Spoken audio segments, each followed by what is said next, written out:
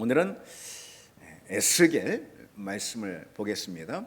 우리가 이제 그동안 호세아나 아모스나 이렇게 여러 선지자들 통해서 이스라엘과 유다가 멸망하기 그 직전의 상황에서 하나님이 그들에게 주신 메시지에 대해서 살펴봤고요.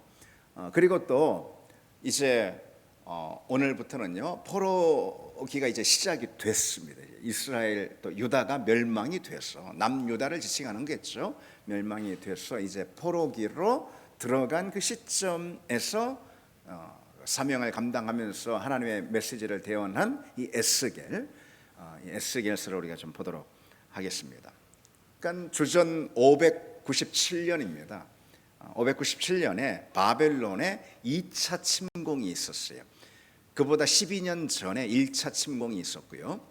597년 바벨론의 2차 침공으로 인해서요, 유다 왕 여호야킨 그리고 여러 왕족들, 귀족들, 그리고 관료들, 그 다음에 심지어 제사장들에 이르기까지요, 많은 사람들이 이 바벨론의 포로로 끌려가게 됩니다. 그 포로들 가운데 젊은 제사장이었던 이 에스겔도 포함이 되어 있었던 것이죠. 제사장으로서 그 인생의 목적과 가장 그가 열망하며 꿈꾸던 그의 소원이 무엇이었을까요? 제사장이니까 이제 성전에 들어가서 하나님 앞에 제사를 드리는 그 직무를 감당하는 그거 아니겠어요? 그러니까 에스겔은 포로로 끌려가던 당시 25살이었어요.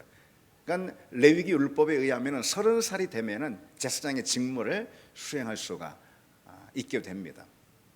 아마 그래서 그런지 오늘날 목사 안수도 만 30에 목사 안수를 받게 되는데요. 어쨌든 그런데 그 5년 남겨두고 말이죠, 이 정말 생각도 하지 못했던 바벨론 침공으로 인해서 이 에스겔이 바벨론으로 끌려가게 되는 것이죠. 평생 준비해 온 그 인생의 목적인 제사장의 직무 수행, 이 거룩한 직무 수행, 그것을 앞두고 말이죠, 이국 땅에 그렇게 삶의 목적이 뿌리채 그냥 뽑힌 채로 끌려가는 그런 비극을 이 에스겔이 맞이하게 된 겁니다. 그로부터 5년이 지난 다음, 그러니까 사실 바벨론의 포로로 잡혀가지 않고 예루살렘에 남아 있었다면 그가 만 30이 되어서 그래서 제사장의 직무를 수행하게 되었을 바로 그 5년 지난 그 시점에 참 재밌게도요, 하나님께서 이 바벨론의 포로로 잡혀간 그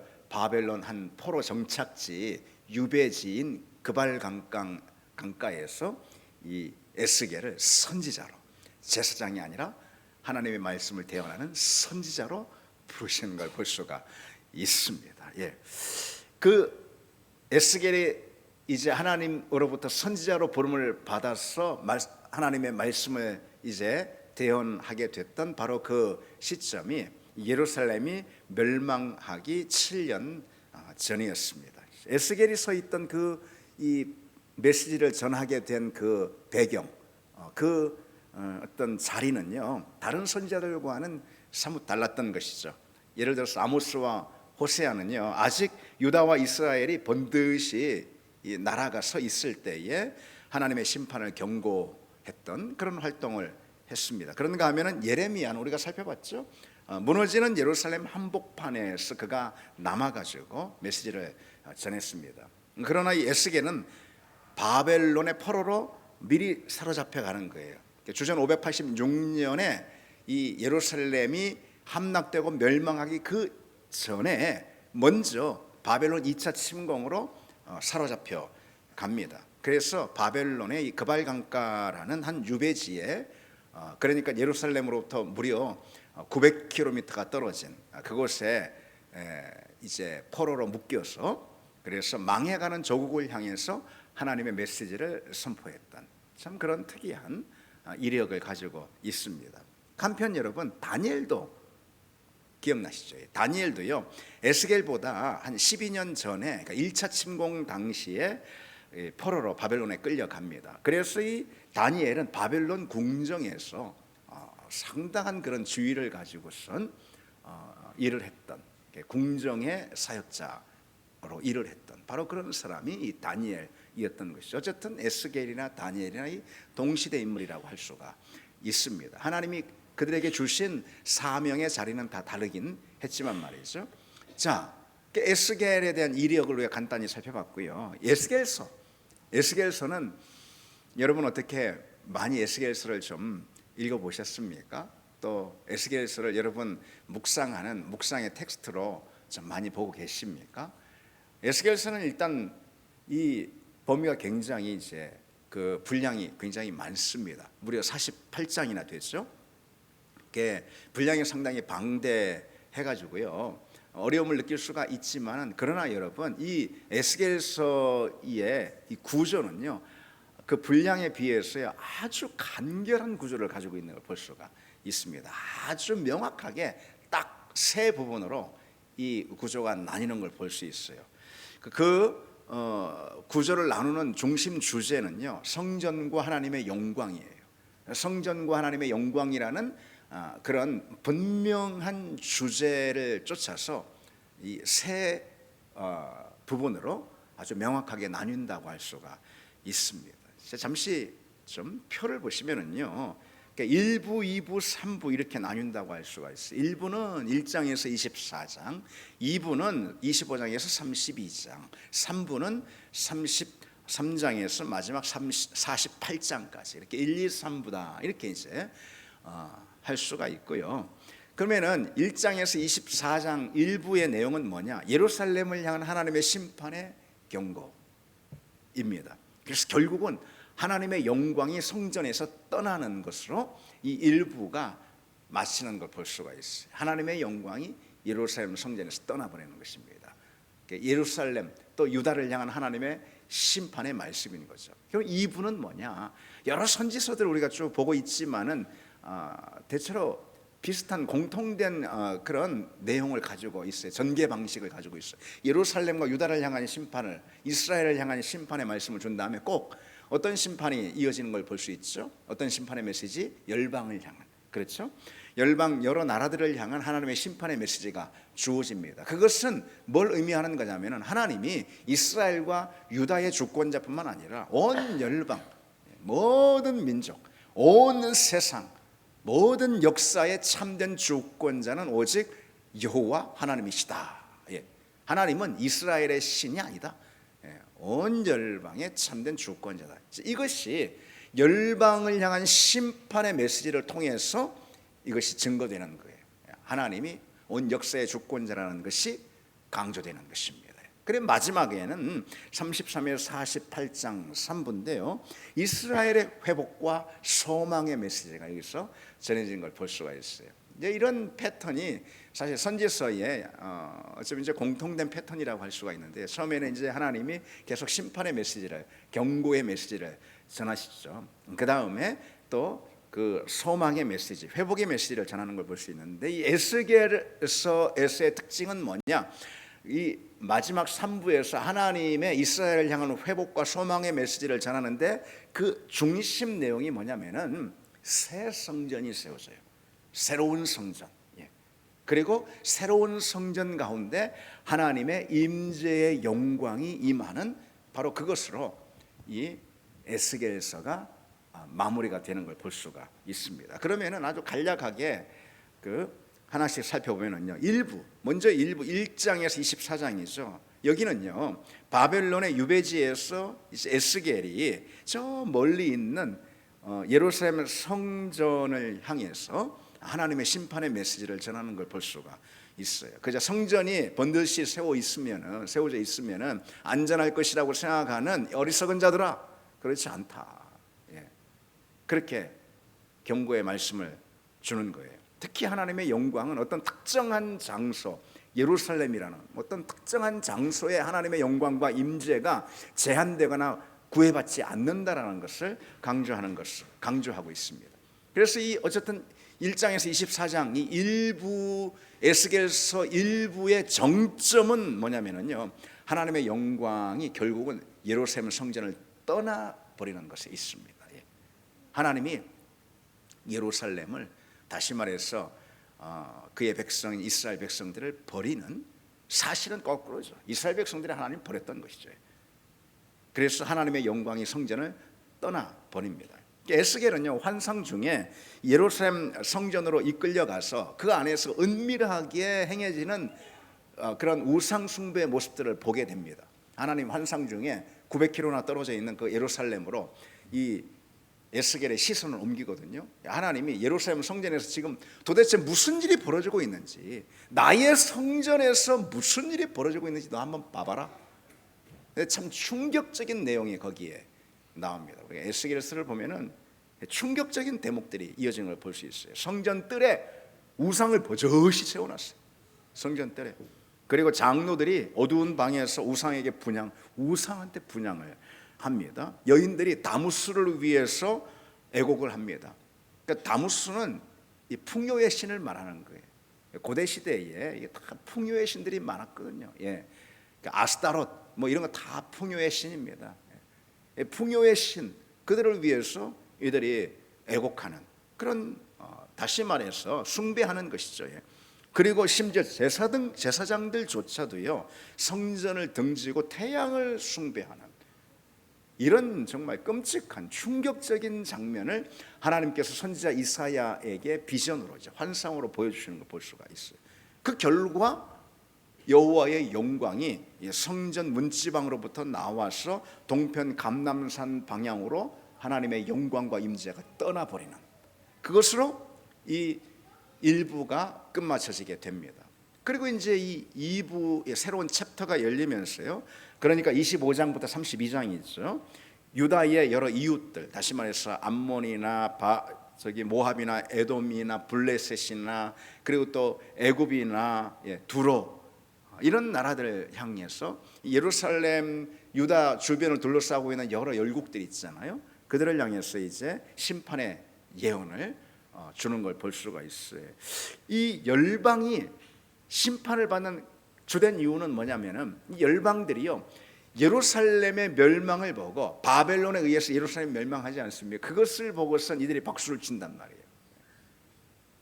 하나님의 백성, 하나님께서 정말 가슴을 치시면서 하나님이 너무 아프고 너무 큰 고통을 가지시고 자기 백성임에도 불구하고 그들이 너무 범죄했기 때문에 저 이방 하나님을 모르고 그런 저 이방 나라를 채찍으로 삼아서 지금 자기 백성을 치고 계시는 거잖아요. 그런데 주변에 있는 열국들이 아이고 고소해, 아이고 잘됐다 뭐 이러고 있단 말이죠.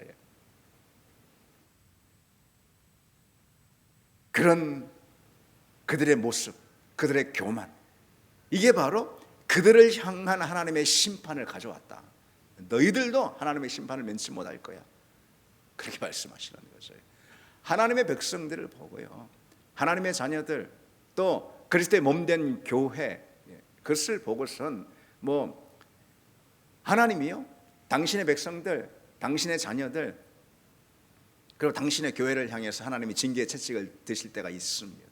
마치 부모가 말 안 듣는 자식들을 향해서 사랑의 매를 들듯이 하나님도 당신의 교회, 당신이 사랑하는 당신의 자녀들을 향해서 빗나가고 엇나갈 때 징계의 채찍을 드시는 거예요.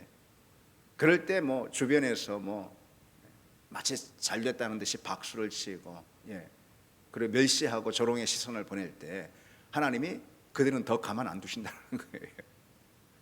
자기 백성도 징계하시는 분인데 자기 백성의 징계를 보고 다른 하나님과 상관없는 그런 사람들이, 그런 존재들이 그걸 보고선 고소해하고 기뻐하고 조롱하는 그 모습, 하나님은 결코 참아 주시지 않는다라는 거예요. 더 큰 심판을 그들을 향해 쏟아 부으신다라는 그런 말씀인 거죠. 어쨌든 그것을 통해서 하나님은 이스라엘의 하나님뿐만 아니라, 당연한 말이죠 이것이, 이스라엘의 하나님뿐만 아니라 온 세상의 하나님이라는 이 사실을 강조하고 있는 것이죠. 온 세상의 하나님이기 때문에 하나님이 온 세상을 향해, 열국을 향해서도 심판의 채찍을 드신다라는 그런 말씀입니다. 그 다음에 이제 마지막 3부인데요, 이 33장에서 마지막 48장까지죠. 이 내용은 뭐냐면, 드디어 먼저 포로로, 이제 2차 침공에 의해서 포로로 먼저 잡혀가 있었잖아요, 에스겔이. 그래서 유배지에 지금 있는 거 아니겠어요, 바벨론 한 중심에.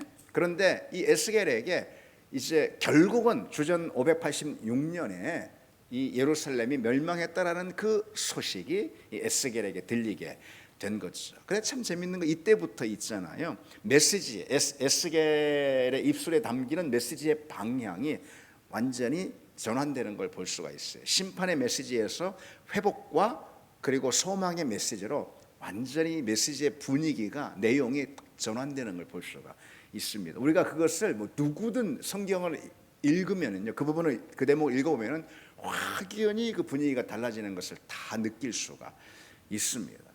예, 이게 이제 보통 선지서의 내용들이 다 그렇고요. 그리고 그것을 통해서 우리는 하나님의 마음을 참 느낄 수가 있습니다. 하나님 말 안 듣는 불순종하는, 하나님 멀리하고 우상 숭배하고 하나님으로부터 도망하는 그런 자기 백성들을 향해서 하나님께서 계속해서 경고의 메시지를 주십니다. 계속해서 강력한 심판의 경고를 하십니다. 당연한 거예요. 하나님의 자녀이기 때문에, 하나님과 상관없는 존재면은 그렇게 안 하죠. 하나님과 상관이 있기 때문에, 아니 하나님의 사랑하는 자녀들이기 때문에, 백성들이기 때문에 심판의 경고를 날리십니다.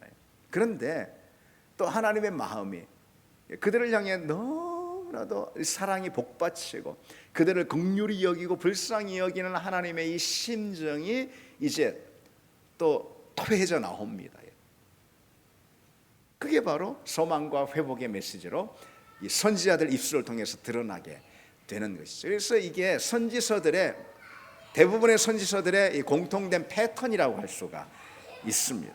하나님께서 회복과 소망의 메시지를 주시는데요, 그러면서 하나님 이제는 말이지 내가 친히 너희의 목자가 될래, 뭐 이렇게 말씀을 하십니다. 그러면서 우리가 오늘 읽은 마른 뼈가 살아나는 환상 있잖아요. 그 환상을 또 에스겔에게 보여주십니다. 그리고 곡과 마곡의 전쟁에 관한 그런 또 이야기가 나오고요. 그리고 마지막에 결국 새 성전, 새 땅에 대한 환상을 보여주십니다. 이게 이제 40장에서 48장의 내용이고 아주 중요한 내용이라 할 수 있죠. 이 마지막 환상에서 여호와의 영광이 다시 돌아옵니다. 에스겔에게 환상을 보여주시는 거예요. 거대한 새 성전이 지어진 모습을 환상으로 보여주시는 거예요. 지금 예루살렘 성전은 파괴됐잖아요, 그렇죠? 근데 거대하고 거룩한 새 성전이 지어진 환상을 다 보여주시는 거예요. 그 다음에 동편으로 빠져나간 여호와의 영광이 동문을 열고 다시 예루살렘 성전으로 들어옵니다. 하나님의 영광이 들어옵니다. 그리고선 여호와 삼마라는 메시지가 선포됩니다. 여호와 삼마, 여호와께서 거기 계시다. 아멘이죠. 여호와께서 거기 계시다라는 여호와 삼마의 메시지가 선포되고 이 에스겔서가 끝나는 걸 볼 수가 있습니다. 여호와 삼마의 메시지, 여호와께서 거기 계시다. 이것은 실제로 예수 그리스도를 통해서 완벽하게 성취되는 걸 볼 수가 있죠. 건물이 아닌 자기 몸을 참된 성전으로 삼으신 예수님이 십자가에서 죽으시고 부활하심으로 우리 안에 계시는 거 아니겠어요? 그렇죠? 내가 너희와 영원히 함께하리라. 예, 항상 함께하리라. 예, 임마누엘, 그렇게 말씀하시지 않았어요? 주님께서 이 땅에 오실 때 그의 이름을 임마누엘이라 하라. 예, 여호와께서 우리와 함께 하시다 그랬죠. 주님께서 마태복음 28장에 승천하시면서 내가 너희와 항상 함께 하리라. 예, 여호와께서 우리와 함께 하신다. 여호와의 영광이 우리 안에 거하신다. 이 여호와 삼마의 메시지죠. 이 에스겔을 통해 선포되었던 여호와 삼마의 메시지가 예수 그리스도를 통해서 우리 가운데 온전히 성취되는 것을 우리 역사 가운데 확인할 수가 있습니다. 자, 이 에스겔서는요 정말 중요한 말씀들을 참 많이 담고 있어서 이 성경 파노라마의 시간에 여러 메시지를 다 다룰 수는 물론 없습니다. 예. 그래서 우리가 살펴볼 메시지들이 이 에스겔서에 곳곳에 참 많지만요, 이 시간 에스겔서의 핵심적인 내용 한 가지만 살펴보면서 그것을 통해서 하나님의 오늘 우리를 향한 이 주시는 메시지를 좀 생각해 보려고 합니다. 그것은 우리가 본문에서 읽었듯이 에스겔 37장 마른 뼈 환상입니다. 그 점에 대해서만 오늘 간단히 살펴보고 기도하는 시간을 갖겠습니다. 하나님께서 그의 영으로, 성령이죠, 성령으로 에스겔을 사로잡으십니다. 그래서 그 에스겔을요 마른 뼈가 있는 골짜기로 안내하십니다. 지금 에스겔은 바벨론의 그 수도에서 남쪽으로 조금 떨어진 그발 강가라는 포로 유배지에 있습니다. 예루살렘으로부터 무려 물리적인 거리는 900km나 됩니다. 그런데 하나님께서 성령으로 에스겔을 사로잡으셔서 그를 품에 안으시고 그를 마른 뼈가 있는 골짜기로 인도하십니다. 아마 유대 어느 지역쯤 되지 않겠습니까? 그렇죠. 그쪽으로 인도하셨어요. 그리고 그를요 이미 죽어서 시체가 된지 시체 정도가 아니고 마른 뼈다구만 남은 그런 뼈가 널브러져 있는 골짜기로 이끄시는 거예요. 에스겔은 그 마른 뼈 골짜기를 물론 환상 가운데요 성령이 열어주신 그 환상 가운데서 그것을 보면서 뭘 직감했을까요? 내 백성, 내 민족이구나 직감했던 거죠. 물론 하나님께서도 그렇게 소개해 주십니다. 이게 유다의 백성이라 이렇게 말이죠. 가죽도 없고 살도 없고 뼈만 앙상하게 남아서 그 뼈가 누구 뼈인지도 모를 정도로 막 골짜기 이곳저곳에 그저 널브러져 있는, 그럼 멸망당해 가지고 완전히 멸망당해서 절망 속에 빠진 자기 백성의 그 영적인 선택, 그걸 말해주는 거 아니겠어요? 그런데 그 절망적인 광경을 보고 있는 에스겔에게 하나님께서 물으시는 거죠. 인자야, 에스겔을 향해서 이 뼈들이 살아나겠느냐? 이 뼈들이 살아나겠느냐? 말도 안 되는 것이죠. 그렇죠. 아니 숨이 붙어 있다가 이제 막 숨이 끊긴 그런 존재가 아니라니까요. 죽은 지 언제 됐는지 모를 정도로 한참 전에 죽어서 살도 없고 꺼죽도 없고 그저 앙상한 뼈만 남아있는 그런 존재들을 향해서 인자의 이 뼈들이 살 수 있겠느냐 이렇게 물으십니다. 그래서 에스겔이 뭐건 완전 불가능한 것이죠. 에스겔이 이렇게 그저 답합니다. 주 여호와여 주께서 아시나이다 이렇게 답합니다. 그러자 하나님께서 말씀하시는 거예요. 인자야, 이 모든 뼈들을 향해서 대언하라. 이렇게 내가 말하는 그대로 말하라. 이렇게 말씀하시는 거죠. 너희 마른 뼈들아 여호와의 말씀을 들을지어다. 참 놀랍습니다. 마른 뼈들, 죽은 시체도 아니고 귀도 없고 코도 없고 아무것도 없는 마른 뼈들을 향해서 마른 뼈들아 여호와의 말씀을 들을지어다. 여러분, 죽어 앙상하게 뼈만 남은 존재라 하더라도 하나님이 말씀하시면 하나님의 그 말씀이 들릴 줄 믿습니다. 들으라 하고 하나님이 말씀하시고 그 말씀이 진정 하나님의 말씀이라면은 그 말씀이 마른 뼈들에게도 들린다라는 이 사실이죠. 그렇죠. 이것은 놀라운 일이 아닙니다. 하나님은 무에서, 아무것도 없는 무에서 만물을 창조하시지 않았습니까? 마른 뼈 아닌 아무것도 없는, 한 점도 없는 무에서 하나님은 빛이 있으라. 모든 것을 하나님이 창조하신 분 아니겠습니까? 무엇으로요? 말씀의 권세로 창조하셨습니다. 그런 분이 우리 하나님이십니다. 마른 뼈면 어떻고 뭐면 상관이 있겠습니까? 하나님이 진정 듣게 하시는 말씀, 능력과 권세의 말씀을 하나님이 주시면은 마른 뼈들도 그 하나님의 말씀이 들릴 줄 믿습니다. 우리를 한번 보십시오. 우리 영적인 상태가 마른 뼈의 상태일 수도 있습니다. 그 이상의 상태일 수도 있습니다.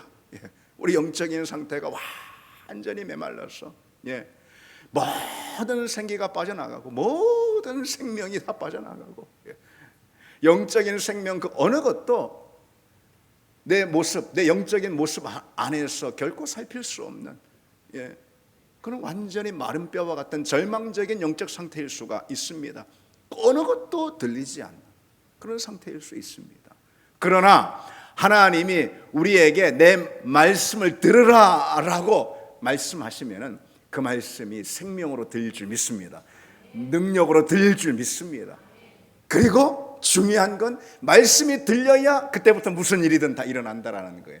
말씀이 들어와야지, 말씀이 우리 가운데 역사해야지 그 다음부터 모든 창조의 역사들, 모든 생명의 역사들, 모든 회복과 소망의 역사들이 다 일어나는 것이죠.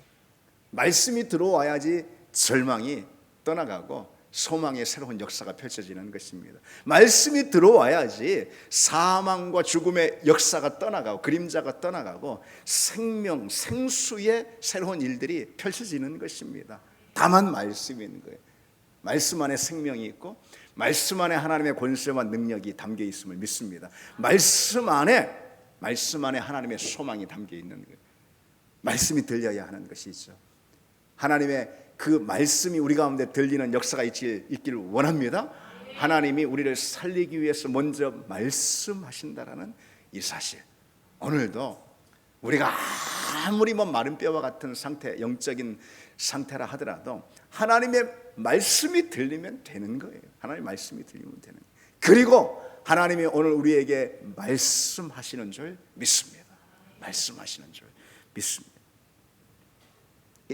에스겔이 대언합니다. 그래서 이건 그냥 완전히 절망이고 완전히 불가능이고 사실 있을 수 없는 일이에요. 그러나 하나님이 내 말 그대로 대언하라 하시니까 에스겔이 순종하면서 대언합니다. 뭐라고요? 여기 하나님의 말씀이 있다. 그렇게 하라고 하시니까 여기 하나님의 말씀이 있다. 뼈들아 내가 생기를 너희에게 들어가게 하리니 살아나라. 그렇게 대언합니다. 에스겔이 하나님 명령 그대로 그 뼈들을 향해서 그렇게 외친 거죠. 여기 하나님의 말씀이 있다. 그 하나님의 말씀에 생기를 불어넣을 때 너희들이 살리라. 그러면 어떤 역사가 일어납니까? 어떤 역사가 일어나죠? 거기 마른 뼈들에 힘줄이 붙고 살이 붙고 가죽이 덮이지 않습니까? 그 광경이, 물론 하나님께서 에스겔에게 그 환상으로 이스라엘이 다시 회복될 그 소망을 상징적으로 보여주시는 그런 환상인데, 어쨌든 이 에스겔이 여러분, 얼마나 놀랐겠어요, 그렇죠? 얼마나 가슴이 뛰었겠습니까? 거기 널브러져 있는 죽은 마른 뼈들이 힘줄이 붙고 살이 붙고 거죽이 붙고 살아납니다. 그리고 결국은 마지막에 생기가 들어가서 하나님의 숨결, 성령의 숨결이 들어가서 그들이 다 살아나서 극히 큰 살아있는 군대를 이루는 그런 놀라운 광경을 보게 됩니다. 그게 바로 에스겔 37장의 그런 마른 뼈 환상의 내용입니다. 여러분, 아까 제가 말씀드렸듯이 에스겔 아주 간략하게 1부, 2부, 3부라는 그런 흐름 가운데 말씀을 드리지 않았습니까? 그렇죠? 이스라엘 백성들이 범죄함으로 인해서 하나님의 영광이 성전을 떠나버리잖아요. 죽음인 거예요. 그것이 절망인 거예요. 완전한 죽음인 거예요. 그리고 또 온 열방을 향해서 하나님의 이 심판의 메시지가 전해지죠. 온 열방의 주권자도 하나님이다라는 이 사실을 강조하는 것이죠. 그 다음에 33장에서 마지막 48장까지 예루살렘이 정작 딱 멸망하자, 주전 586년 멸망하자 하나님이 에스겔의 입술에 넣어주시는 메시지가 심판과 경고의 메시지에서 완전히 회복과 소망의 메시지로 완전 전환된다고 말씀을 드렸잖아요. 그 가운데 주어진 핵심적인 메시지가 뭐라는 거예요? 이 마른 뼈 환상 37장에 그 메시지라는 것이죠. 이제 절망 가운데 완전 패배해서 죽어버린, 망해버린 이스라엘 백성들을 향해서 하나님께서 소망의 메시지를 주시는 것입니다. 완전히 죽은 상태처럼 느낄지, 더 이상 회복과 더 이상 어떤 소망도 기대할 수 없을 거라 생각하는지 모르지만 결국 그렇지 않다.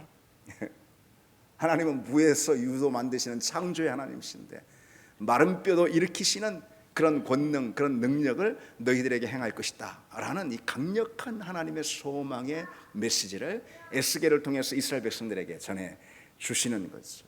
그게 바로 이 환상의 내용, 또 환상을 주신 목적이라고 할 수가 있습니다.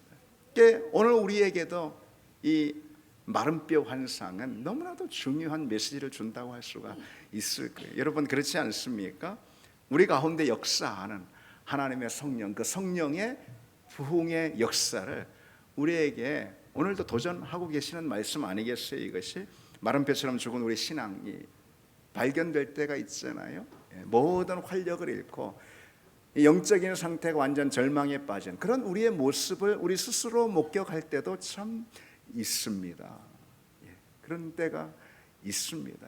사단의 공격으로 이리 터지고 저리 터져가지고선 그래서 완전히 달의 힘을 잃고 무기력 가운데 빠져 있는 그런 우리 영적인 상태를 우리 스스로 볼 때가 종종 있습니다. 근데 여러분, 그런 상황 가운데서 내게 정말 희망이 있는가? 내가 믿음 안에서 영적으로 다시 살 수 있을까? 다시 전의 그 활력을 회복할 수 있을까? 라는 그런 의심이 드는 때가 있다는 거죠. 근데 여러분, 우리가 기억해야 될 것이 있습니다. 역사 가운데 숱하게 목격이 되는, 증거가 되는 그런 부흥의 역사들이 있잖아요. 이 부흥의 역사는 바로 그런 절망적인 상황 가운데서 늘 일어났다라는 거죠. 깊은 한 밤중, 어둠이 짙게 들여온 한 밤중, 영적으로 말이죠. 그런 한복판 가운데 하나님의 이 부흥의 역사가 여지없이 일어나는 것을, 역사는 믿음의 역사들은 우리에게 보여주는 걸 볼 수가 있어요. 어떤 한 사람을 두고 말한다 하더라도, 한 개인을 두고 말한다 하더라도 깊은 시험과 좌절의 시간을 보낸 다음에, 아니면은 무미건조한 그런 영적 침체의 시기를 보내는 가운데 하나님께서 호련히 부흥의 역사, 영적인 새 생명의 역사를 우리에게 주시는 그런 하나님의 역사를 우리가 보게 됩니다. 그러니까 여러분, 사도행전 2장에도 호련히 성령께서 임하셨다. 갑자기 뜻밖의 느닷없이 성령이 임하셨다. 그런 뜻 아니겠어요? 그래서 그들 가운데 불처럼 바람처럼 성령이 역사하는 걸 볼 수가 있습니다. 과연 내 신앙이 이렇게 해서 괜찮을까? 라는 그런 질문. 또 어느 경우는 보면은 그런 질문 자체를 하지 못할 정도로요. 깊은 침체 가운데 있는 경우도 있습니다. 그런 우리를 향해서 하나님이 일하실 수 있다는 거예요. 하나님은 그런 우리를 향해서도 기적 같은 부흥의 역사, 기적 같은 회복의 역사, 이 영적인 충만의 역사를 행하실 수 있다는 것이죠. 여러분, 하나님의 일하심을 소망하는, 하나님의 일하심을 신뢰할 수 있는 우리가 되기를 바랍니다. 먼저 여러분, 우리가 돌아봐야 될 것이 있어요. 우리의 영적인 상태가 어떤가 우리가 점검하고요, 진단해야 한다는 것이죠. 하나님의 영이 떠나면은 마른 뼈의 상태가 되는 것입니다. 기도가 식어버린 기도가 자기 기도가 식어버렸는지도 모르는 것이죠. 그렇게 되는 것입니다. 마른 뼈 신앙의 징후들이 있습니다. 이스라엘 백성들이 마치 그랬듯이 성전이 버젓이 있고 오늘도 제사를 드리고 또 이번에도 절기를 행하고 다 그러지 않았습니까? 황소를 드리고 양을 드리고 다 그러지 않았습니까? 그런데 그 한복판에서 우상을 섬기는 그런 가증한 일들을 이들이 하지 않습니까? 우리 역시 마찬가지예요. 우리가 기도하고 있고 여전히, 그리고 또 찬양하고 있고 예배드리고 있고 그러지만은 기도가 있고 우리한테 찬양이 있고 설교가 있고 예배가 있고 한다고 다는 아니라는 것이죠. 이것이 그저 습관이 되고 그저 그냥 화석화된 형식이 돼가지고요. 이게 종교로 굳어버린 그런 내 굳은 마음, 굳은 내 어떤 이 중심을 여러분 우리가 살펴봐야 할 것입니다. 그리고 우리는 간구해야 되는 거예요. 그리고 우리는 갈망해야 되는 거예요. 제일 중요한 것은요, 우리 자신을 정확히 진단하고 그리고 갈망하는 것입니다. 갈망이 없으면은 주님 내게 갈망을 주시옵소서. 주님, 내가 주님을 사모하는 간절한 소원을 내게 주시옵소서. 먼저 그 기도부터 하시기 바랍니다.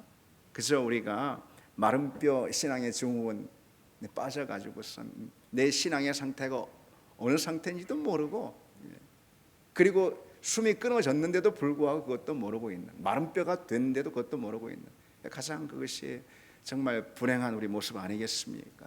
그런 우리를 향해서 하나님이 말씀으로 경고하시는 줄 믿습니다. 왜? 우리가 하나님의 자녀이기 때문에. 하나님 이스라엘을 버리시지 않듯이 하나님이 우리가 하나님의 자녀이기 때문에 우리를 버리시지 않습니다. 그래서 우리에게 경고하시, 우리에게 늘 말씀하시는 거예요. 예. 우리를 흔들어 깨우시는 것입니다. 우리가 그 하나님의 말씀을 들을 수 있는 귀가 열리기를 원합니다, 여러분. 그리고 우리에게 주어져야 할 가장 중요한 신앙의 모습은 다른 게 아닙니다. 우리 같이 한번 해봅시다. 주님, 내게 갈망을 주시옵소서. 예, 바로 그것입니다. 우리에게 이 갈망이 부어져야 합니다. 근데 그러지 못하는 이유는 여러 가지가 있는데요, 여러 소음에 우리가 휩싸여 있기 때문에 그렇습니다. 우리가 온종일 분주해요. 한 주 내내 분주해요. 우리가 바라봐야 될 시선이 너무너무 많은 거예요. 그래서 우리 시선을 또 우리 귀를 빼앗는 소음들이 너무 많은 거예요. 그 소음에 시달리고 그 소음을 쫓고 살다 보니까 우리가 하나님께 주목하지 못하는 것이죠. 또 하나 우리를 채우는 것들이 너무나도 많아요. 우리의 만족을 채우고 하는 것들이 너무 많은 거예요. 그래서 스스로 나는 다 채워진 양, 만족한 양 그렇게 느끼는 경우가 참 많이 있습니다. 내 영적인 상태는 너무나도 핍절하고 곤고한데 그것을 우리 육신이 채워지는 만족을 통해서 잘 느끼지 못하는 것이죠.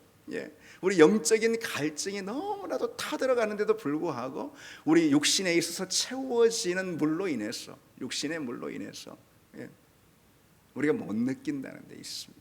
그러니 갈망을 잃어버리는 것이고, 갈망을 잃어버리니까 채움이 없는 것이죠. 갈망과 채움, 갈망과 성령의 충만은 한 짝입니다. 한 짝인 거예요. 갈망이 없으면 당연한 거 아니겠어요? 채움이 없는 것입니다. 왜 갈망이 없느냐? 말씀드렸듯이 너무 소음에 많이 휘둘리는 거예요. 그리고 육신이 만족한 경우가, 평안한 경우가 우리에게 많이 그래도 있기 때문에 말이죠. 우리 영의 갈망을 우리가 돌보지 못하고 주목하지 못하는 것입니다. 그래서 여러분, 우리 이 시간 이 자리에 주님 내게 갈망을 회복시켜 주시옵소서. 갈망이 회복이 되면은 주님을 향한 성령의 충만을 위한 갈망만 우리에게 회복이 되면 그 다음에는 하나님이 하십니다. 그 다음 몫은 하나님의 몫인 거예요. 우리의 몫이 있습니다. 주여 내게 갈망을 부어 주시옵소서. 오늘도 그 기도의 제목으로 우리 이 시간 같이 나가도록 하겠습니다. 우리 찬양하고 기도하겠습니다.